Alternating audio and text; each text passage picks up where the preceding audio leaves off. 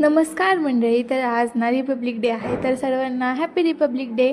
आणि मी आज खूप लवकर उठले होते बिकॉज आम्हाला जायचं होतं ग्राउंडवरती. तर मी पटापट रेडी झाले आणि लवकर आम्ही ग्राउंडवरती आणि आम्ही ना एवढं जास्त लवकर उठलो होतो ना, 5:30लाच म्हणजे. आणि एवढा जास्त अंधार होतो आम्ही जेव्हा ग्राउंडवरती निघालो तेव्हा. जेव्हा आम्ही ग्राउंडवरती गेलो ना, तिकडे आम्ही बघितलं की गेट ओपन आहे, पण तिकडे आतमध्ये कुणीही नव्हतं कारण खूप जास्त अंधार होता. मग नंतर कुठे जाऊन एनसीसीचे थोडेफार स्टुडंट वगैरे दिसले, टीचर्स दिसले आणि आम्ही ना 6:30 वाजेला ग्राउंडवरती गेलो होतो. आणि त्यानंतर कुठे जाऊन 8 वाजेला ना नॅशनल अँथम सुरू झालं आणि मग ना त्यांनी शिवमुद्रा म्हटली आणि ते पण एवढं मोठं आणि एवढं मस्त आवाजात ना.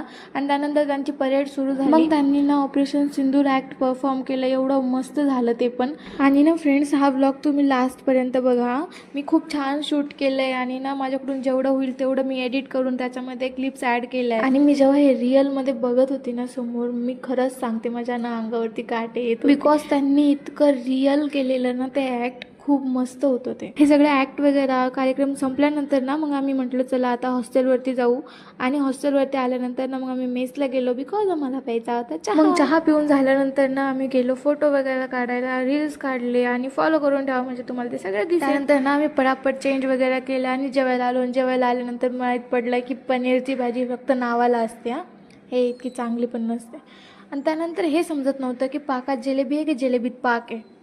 नाद नका करू, मेसचं जेवण आहे.